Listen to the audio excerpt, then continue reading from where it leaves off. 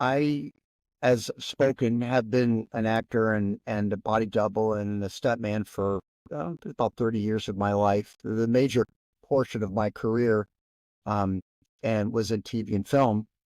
And on this particular day, which I'll probably flash back into some things while I'm speaking, but of areas that are poignant things that occurred prior to me going into film. But as to get directly into the actual incident itself, I was working on the set. We were filming inside the studio at Stu Siegel Productions on Ruffin Road, and we broke for lunch, giving me an opportunity to go take a jog, which I usually did every day during our lunch breaks, get about 45 minutes, and go cash my check at Wells Fargo, which just happened to be down the street. So two birds with one stone. This is great. So I took off my shirt. I was a bodybuilder, so I was in pretty good shape. I wasn't embarrassed about that. And I went to take a jog, and I was going down the street and looking around, thinking how beautiful it was. And San Diego is just a magnificent place to live and to be able to have a life and to work, especially in film. And so I'm jogging down the street and being very appreciative of these moments. And I come to the cross section, which would be Ruffin Road and Claremont Mesa Boulevard. And it's about 3 lanes to an island and then another 2 or 3 lanes to cross over. So it's a pretty big intersection. And as I was approaching the intersection, I noticed it was quite busy and there were some vehicles pulling up, some that were with young people that were not really watching what they were doing. They were kind of having a good time. It's Friday, and I understand, before 4th of July weekend. And so they were putting all their food and drinks up on the dash and laughing, and they had pulled into the walkway. So I went behind them, and I'm thinking in my mind, just to be careful so I don't get run over. And I went across the second lane. Well, there was somewhat of a vehicle that was blocking my view. When it came to the third lane to enter onto that the crosswalk, the island area, I saw a flash out of the left side of my eye, and a white Ford pickup truck struck me dead on. I went over the hood into the windshield, and my face and body parts went through the windshield.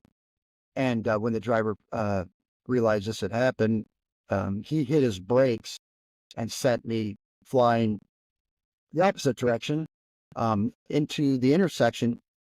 So I was outside the intersection where the white lines are for the crosswalk, and I ended up flying. They said about 25 feet through the air.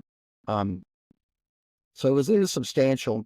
And being that my face and head went and parts of my body went through the windshield, I had a lot of lacerations and things. So as I was flying through the air, I instantaneously, this couldn't have been more than just a couple seconds, my view changed from inside my body to a view above my body. I just maybe 5 feet or so above my body. And I'm looking down, and I can see the automobile. I could see the windshield that was all broken out, and I could see the driver who was on his cell phone at early times. They're the people before they knew not to be on their phone when they're driving. And I could see my body, and I could see the direction of my body, how my head was going, was pretty much the direction of my body's movement. And I'm flying through the air, and I'm looking down at this, and I could see the shock on the driver's face, and it was amazing. And I from that point on, I just continued to rise above my body, and my body, kind of everything was stopped in action right there. Everything was like frozen in time. The automobile was stopped. My body was kind of just frozen in that moment. And I went right into what started to be white light, and then into what I would conceive to be a room like you were placed into a white cloud. There's no you can't differentiate depth or anything. It's just like it's a big cotton white cloud around you, and it was a really nice white, warm white, but bright and light. And I felt very comfortable there, like a hug or a lot of love. You're surrounded by a lot of love and support. And as I began to look and see what, was around me, there wasn't much I could distinguish other than there was this angel, and she was to my right, and she was just standing there. And I at first, I found it kind of interesting because she wasn't looking at me. It was a profile of her, and she was looking straight ahead. And I'm looking over and I'm thinking, oh my goodness, she's beautiful. I'm, and I'm thinking, can she hear me, or is she think? And we started having this conversation in our minds, telepathic conversation. And, I'm not shocked. I'm not in any way am I bewildered by this place I'm in. It was almost as if it was, I'd been here before, and I somewhat knew what to expect. And jumping from a conscious analog vocalization using five senses to communicate and to comprehend and to manage within a matrix, you go into this open-ended sensory area in heaven where I could hear her thoughts. I could, I know she could hear mine, obviously, because we're having this conversation. But what I got from this is that it's just an open venue of communication. There are no lies. There are no deception. What good would it be? You can't deceive when everyone knows how everyone's feeling. You're picking up on feelings, especially. Like, we have to discuss our feelings. People need to stop and say, "Well, I'm unhappy today," or so. There's a lot of this playing off in the matrix here on Earth. Is you're constantly trying to either present a specific emotion or area of thoughts and expressing what you're going through, or what you're experiencing at this time. And in heaven, it's just spontaneous. There's no time required for that. People know right away.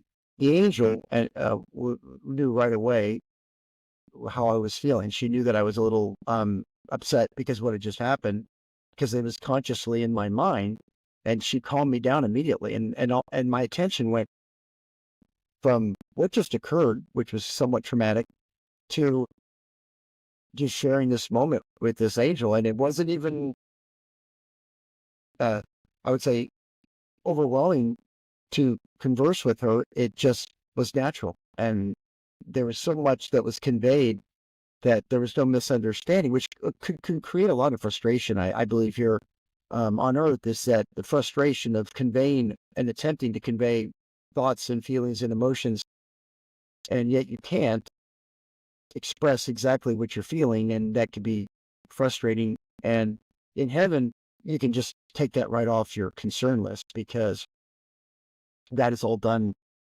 spontaneously and without any requirements. Or you master it immediately. And so I was excited, because I'm thinking, wow, right away I've gotten past all this malarkey, I guess you could call it, this matrix barriers that we deal with here in the physical plane.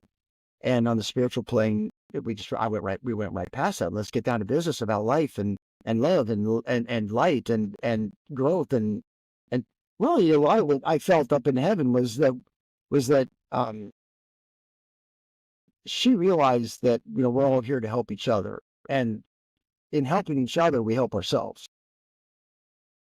So to go on and move forward with what I experienced there, she telepathically advised me to let's look at this. So I turned with her, and we both started to watch my life go by from earliest memories. And in this case, the one that sticks most poignantly or vividly in my mind is Christmas with my family and my brother and sister, my mom and dad, and we're opening gifts, and I could smell the tree. And it's amazing, because I think back to my mind, what I experienced, or how my memories are experienced here on Earth. You have to kind of run through this somewhat muddled field of information to piece the parts back together. But with her in heaven, it was as if I was completely reliving the moment as it actually happened with complete clarity, and there was nothing required to achieve this. It just happened naturally. And I sat there and you're feeling emotions, you're seeing, smelling, and you're a part of it because you are literally in this movie, video, three-dimensional matrix that you're experiencing. It's almost as if you're there, but you're seeing yourself there. And your perspective is from an outside perspective. And these movies continued from my right to left, and they would just blend. They would just blend into the next chapter of my life, and they were always something somewhat significant, like sharing time with friends, happy, really always, literally all of it was happy and good times. Even if it wasn't the best of time, it was a good time because it's an experience. It's a lesson. It's what we're here to do, is to take these experiences and then put them into something, a workable understanding of why we're here and what our purposes are and what our strengths are. And each of us have our own significant gifts that we can use and tap into. So I'm watching these go by, and I'm seeing time with friends and girlfriends and family, and all of it I like to see was it was all happy times. There was nothing negative, so I felt good about that thing, because you're not as if like you're in heaven, and then everything that you know and remember and experience has been wiped from you. It's just another opening to another matrix or another area, and you everything is still vivid from your earthly place and your earthly life. So you're bringing all that forward. So there's no loss of memories, or your mind's wiped clean, and all of a sudden you're a whole new person. That did not happen to me, and since I didn't lose consciousness, that I never lost.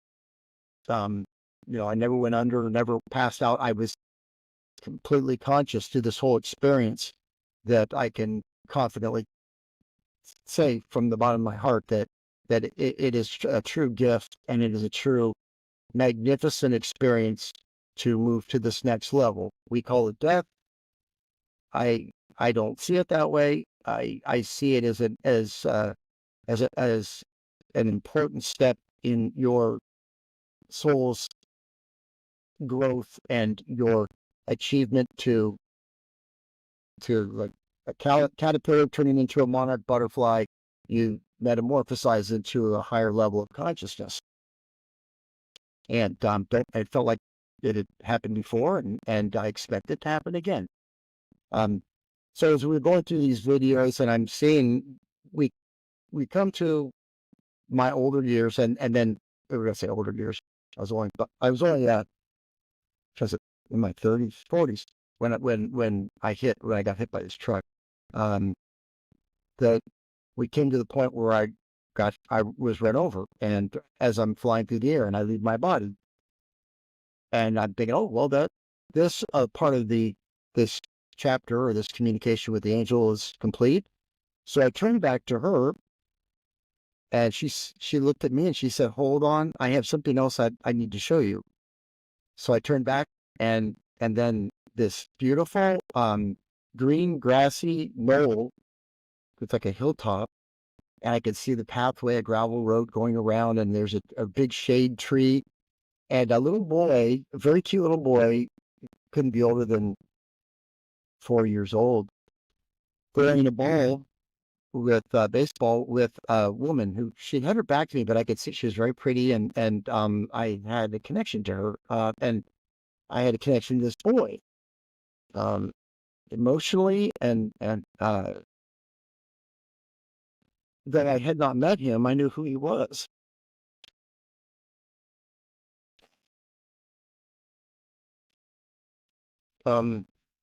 So I realized that this was my future son and my future wife.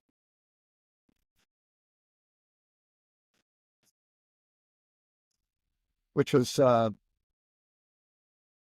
didn't understand because I'd never experienced that yet. And that that this moment was something extremely significant in my understanding of time, because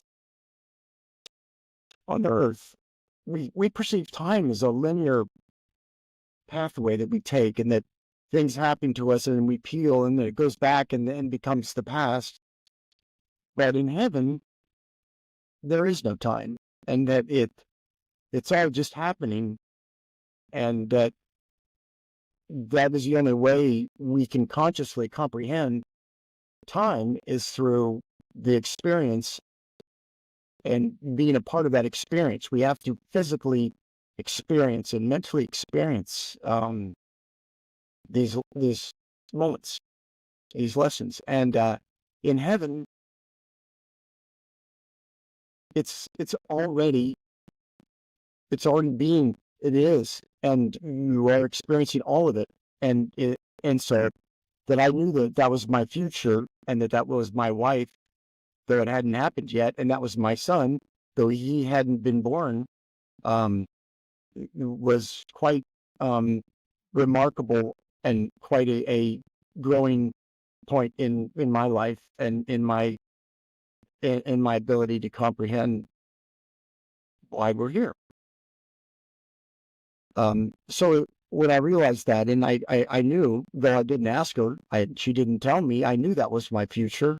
I asked her, well, where am I? Because I wasn't there on that hill, like I was in all the other parts of my journey that I saw during my life lesson and my life experience. And she turned to me and she said, you no longer exist.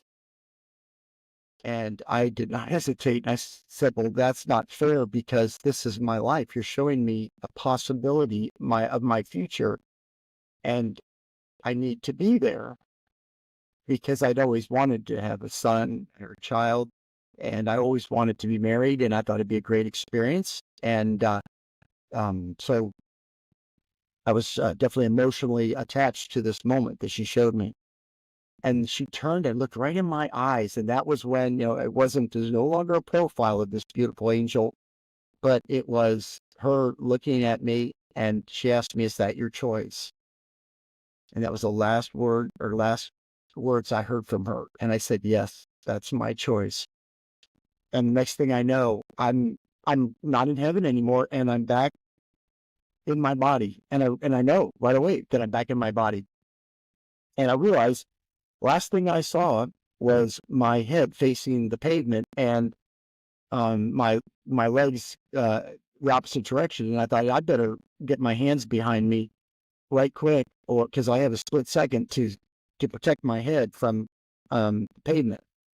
So I did. I ended up having some issues. I still have quite a few surgeries on my hands to repair them, but that was okay. I had no problem with the physical issues and repercussions of me getting run over, because of the experience is beyond anything I could have ever dreamt.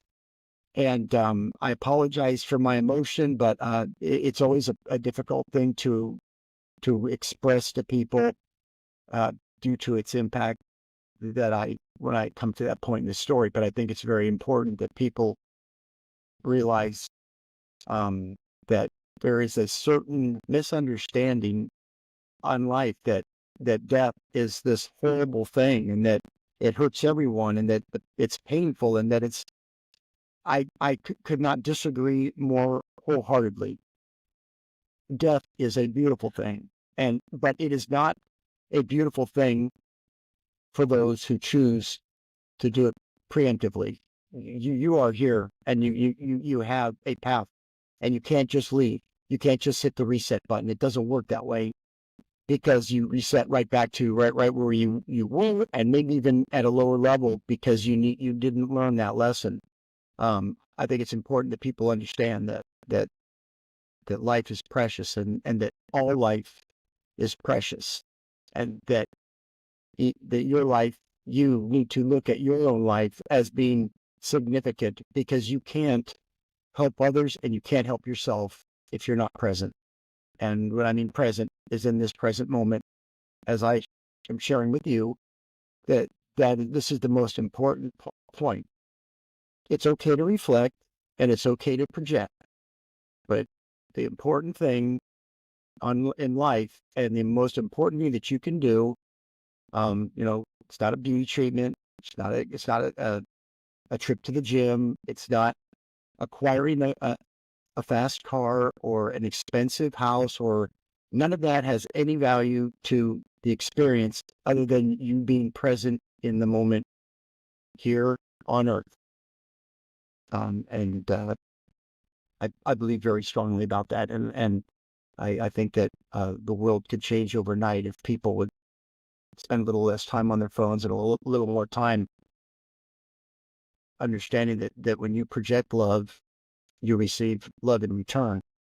And when you project hate and disconnect, you receive that in abundance in return. So best lesson I could ever advise anyone is that learn to love, learn to appreciate, and learn to be willing to give and to sacrifice and go out of your way to help others. And when I mean others, that's all walks of life. That's from a frog to the highest being on this planet, which may be humans. I do not know, but everything in between. So be present, be prepared to experience miracles, because miracles only occur in the present moment. You have to be present, you have to be available, and you have to be alert, and then miracles will present themselves.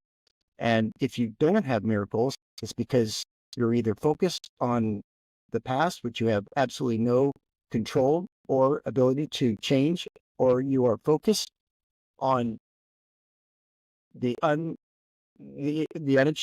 future, which will be achieved and perfected if you're available and focusing on the present moment. So I kind of went off on a tangent, but that is how I feel about that. And I'm really trying to do my best to reassure people that death is not a negative thing. It is a part of life, and it is not at no point is anything, be it birth or the experience of life or death, a negative. It's all positive, and you make it as special and as incredible as it possibly can be when you are here in the present moment, sharing your gifts, your love, all these wonderful things that each human has provided, that you provide that to others, and then miracles happen. So I'm not sure what point in the story. I think I ended that I was back in my body, and I was going to impact the ground. And when I did impact the ground, I did have my hands to block the pavement, and I fractured both my wrists. But there was this wave of elation that came over me to be back on Earth. One, because I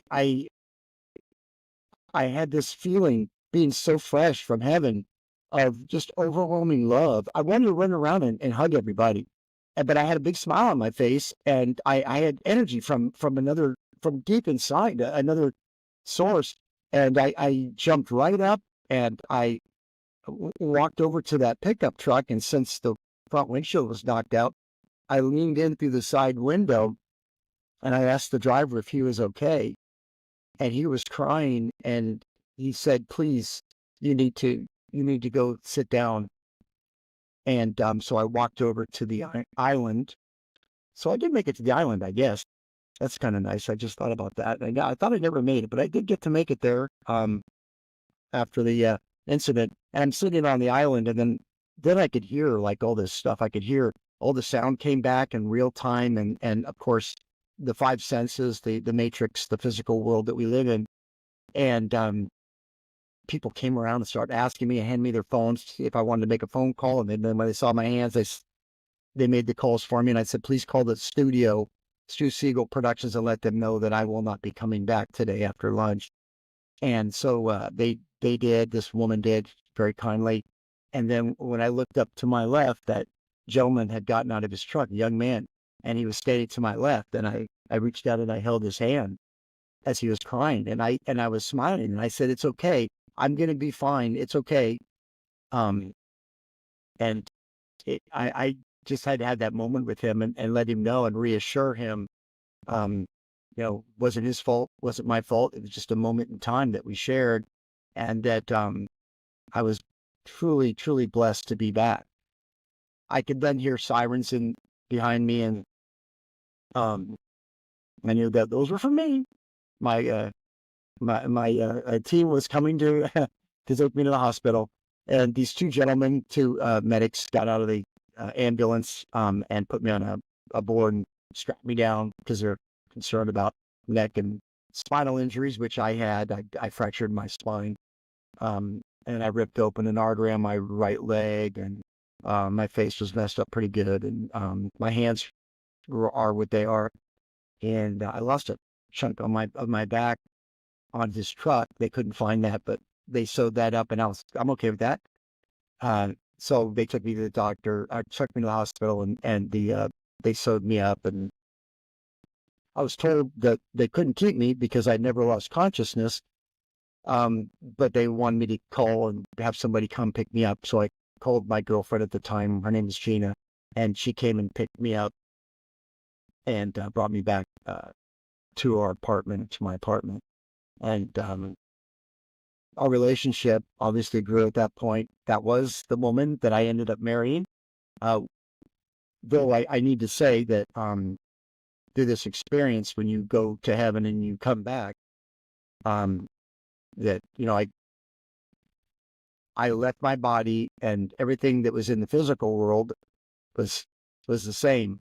And when I re-entered my body, which was in the exact same place in midair where I left, you are changed, though it takes a while. It's like an unraveling of this unbelievably huge onion, and you just keep peeling off layers.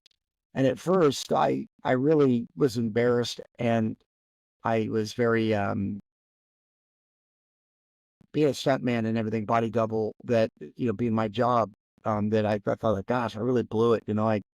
This is not what I'm here to do. But in the long run, I realized that it was my gift, and it was the part of my experience that for me to see both worlds and to bring a piece of that world, a piece of heaven back with me that I can now express to others through clear mind and clear thoughts of the importance of being here and being present, and being when you're with people and they know and they see that you're with them, it is a transference of energy beyond what you could ever do with an electronic device. And it's important that we know that, and to touch somebody, to hold someone's hand, to transfer that energy is extremely important. And there's so much that is said through touch. It's the closest thing you'll get to heaven. And being in the present moment is the closest thing you will get to heaven, other than being there.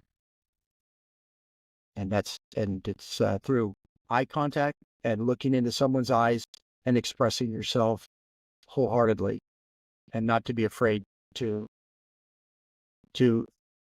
completely be a part of a moment shared with others and with nature and with the world.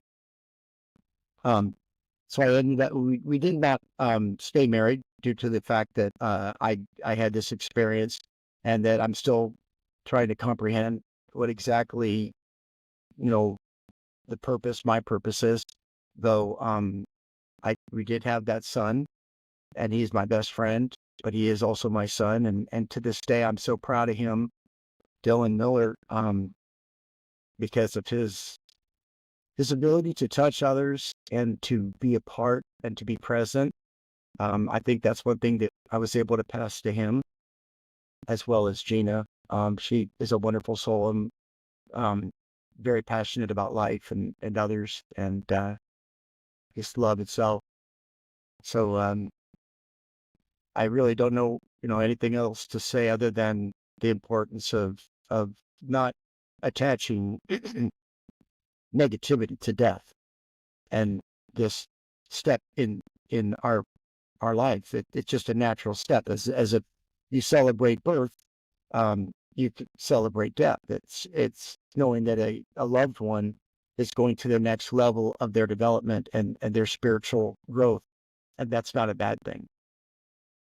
Though I again need to impress on people that you can't leave early. This game needs to be played out, and so anyone who thinks that suicide or something like that is the answer is not. It is not. Look elsewhere. Look to love. Look to a moment shared with light, with love, and share that energy. And the first thing you'll do is forget about that thought, and you'll move on to what we're here to do, which is just to love each other. So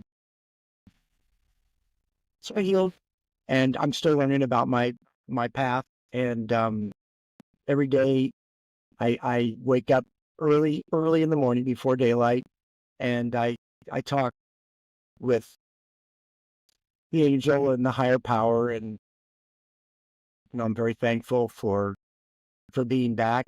A lot of people don't speak highly of Earth, and that they think that heaven is a unique place and a loving place, and almost like the cocoon of your next steps of your spiritual growth. But by golly, heaven, it's just as special. Earth is just as special as heaven. And to be here and to be allowed the opportunity to be amongst other souls that are also learning and growing is wonderful. And once you realize that, you wake up early and you realize that every day is so significant, and every day holds miracles and holds the gift of life and the gift of love. You just need to participate. Set down the battery operated devices and participate in this wonderful gift. Everything else is just a fake matrix, false reality. That is what I learned. I was egotistical. I been in the film industry. I was all about my body and all about being a bodybuilder, and I did do spiritual development in regards to reading all the books I could find on theology and philosophy, psychology. I was lost in the physical aspects and the presentation of that than the actual important items that I learned once I came back from heaven, which is at some place in some point in life, you will be young, you will be old, you'll be rich, you'll be poor, you'll be healthy, you'll be unhealthy. And just like up doesn't exist without down, and in without out, or it's all a dichotomy of energies, and that coming back here, that you will not always be in the top shape. You'll not always be well-to-do. It's an experience of all these things, and none is right, none is wrong. But you need to be able to accept all of these things and not focus on the physical or the material world, the expense, owning something. Ownership of anything is a false reality, because you own nothing.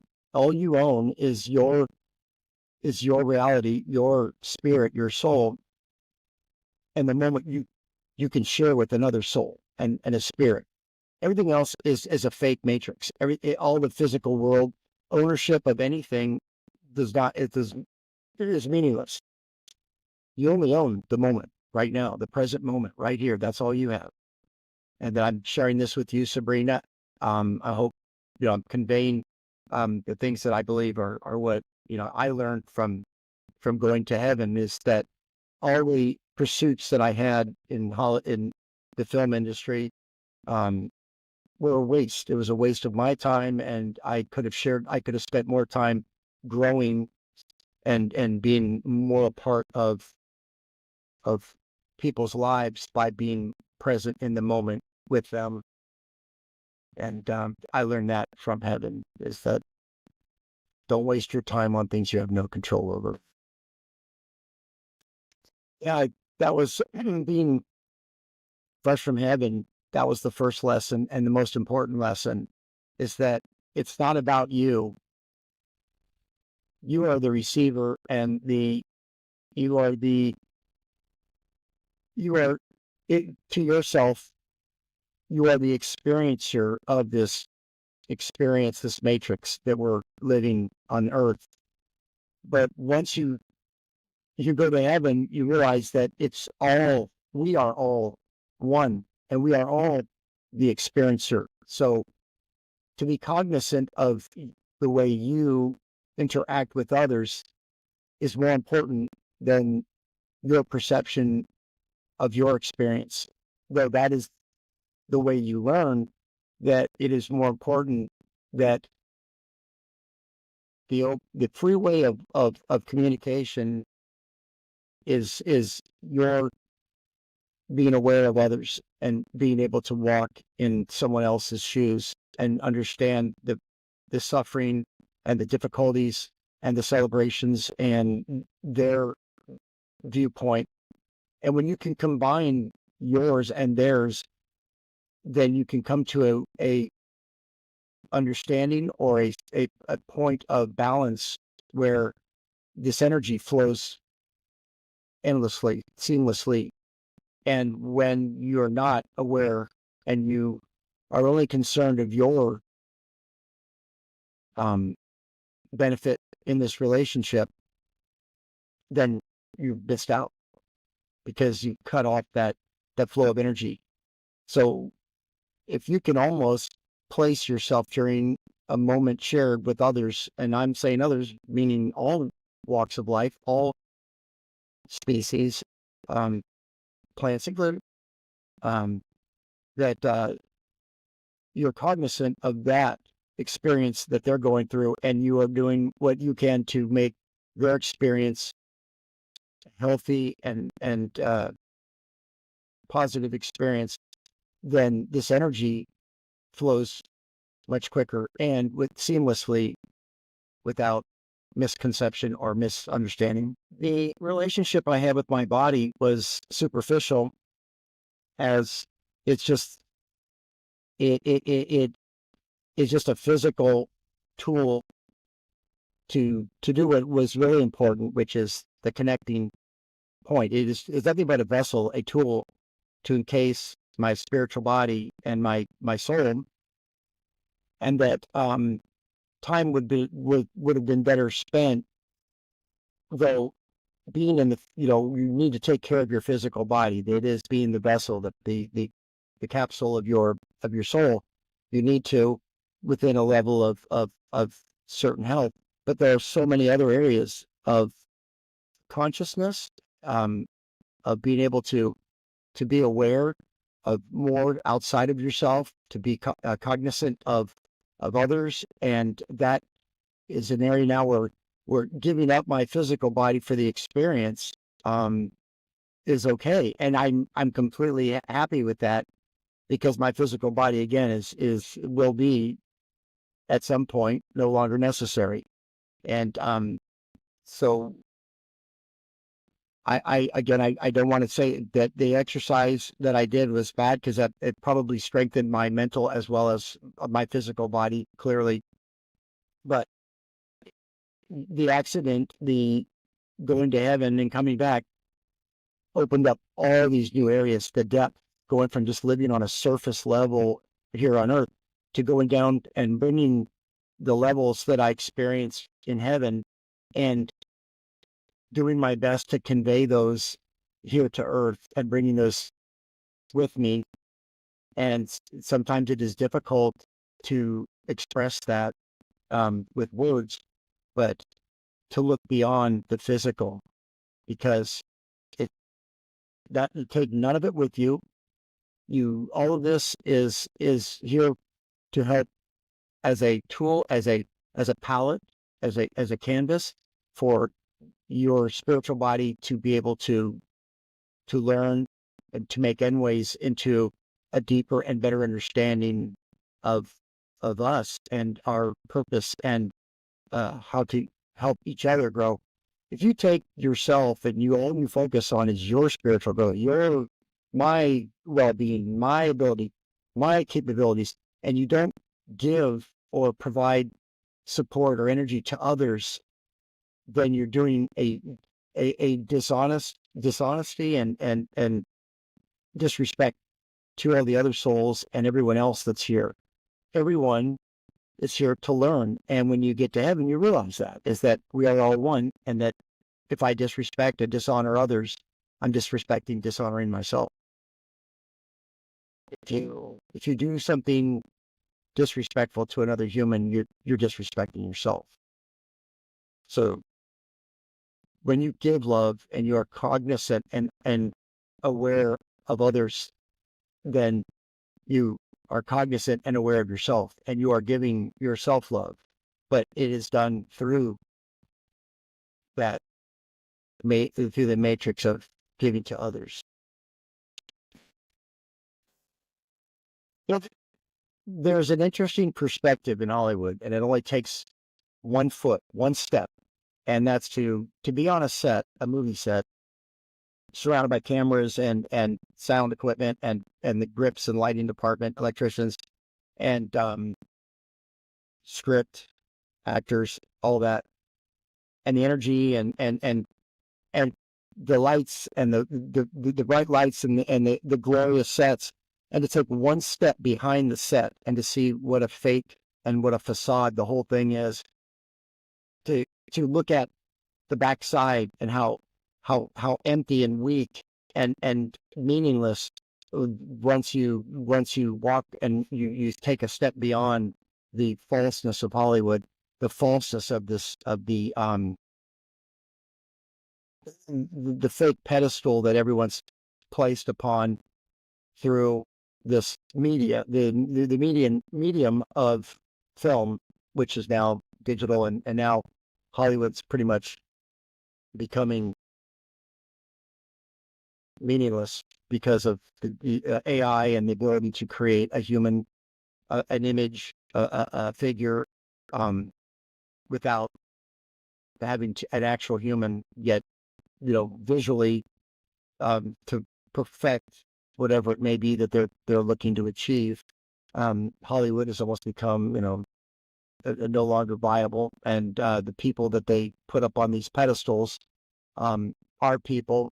And once when you're around them and you realize that they get runny noses and they have emotions and they get pimples and they all the things that are hidden under makeup and hidden under a good scripts, good writers, all that, they're just people, and they hurt too, and a lot of them hide their hurt. I worked with a lot of people, and most of them were very fragile and very sensitive, very concerned about how they were perceived. Makeup, just their wardrobe, just everything it's a prop. It's a soapbox. And so you can prop people up on these, but when it comes down to it, is that everything that's presented through the film media industrial complex is a facade, and is only held up by the mentality that they have created, that society buys into, other than a real hero, a young child going through chemotherapy, with boldness and with dignity, and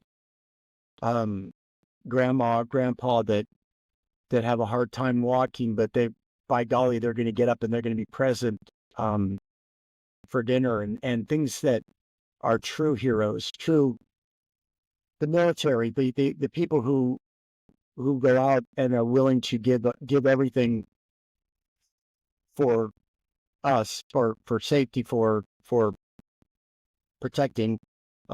These people are the real heroes, and that they're the people that are propped up by this superficial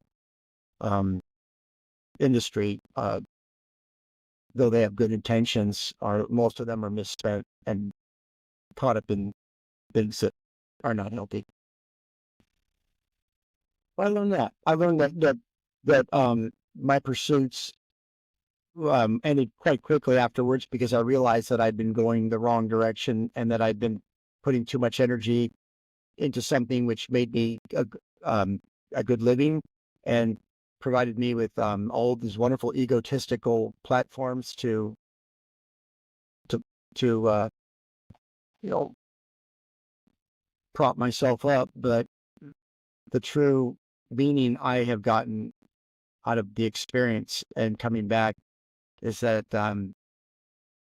I can turn all this around, and I've been given the opportunity to express and to provide a clearer path for my health and for people around me that are willing to share that love.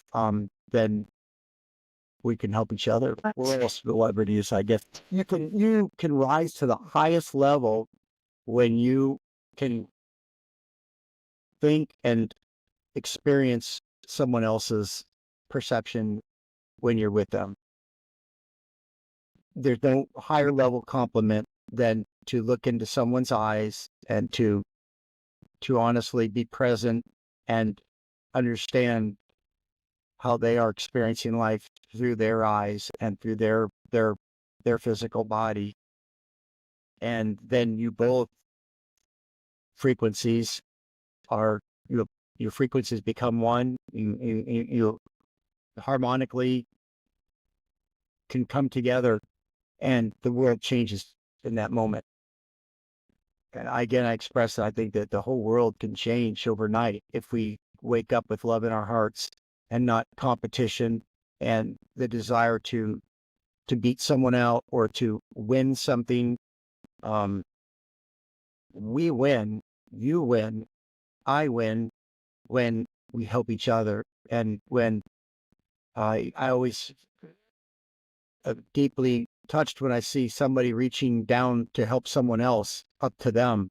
That is a win. That is how competition should be, is you win if you can help someone else who is going through difficulty and bring them up to a higher level.